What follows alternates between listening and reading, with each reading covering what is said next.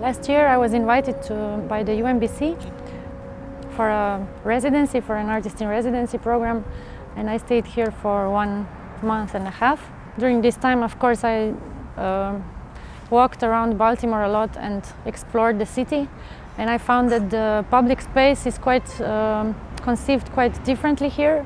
So I was researching which are those buildings where people actually gather and spend time together. I found there are a couple of spots in the city that are really symbolically important for the people who live here, either because that's where they gather to stand up for their values, or because they socialize there or spend just time together. And McElden Fountain is one of these places.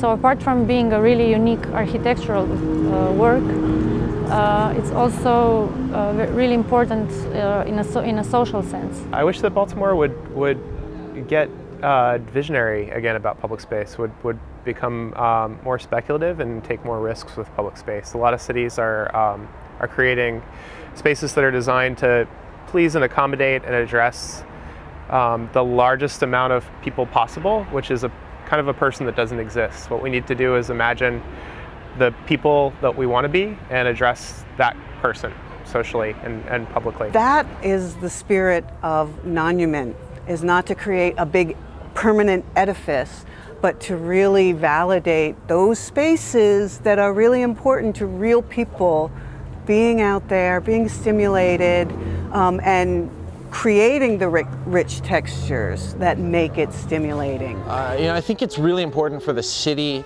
and the citizens of the city to embrace and demand public space that's publicly owned and publicly occupied, and not created by private entities, or not overseen by private organizations. With the best of intentions, I think we still, as taxpayers and residents, need to maintain, pay for, and show pride in and love the public spaces that belong to us. That's what this project is about, is the act of public space, and how we've created boundaries, we've created partitions where we can go and where we can't go.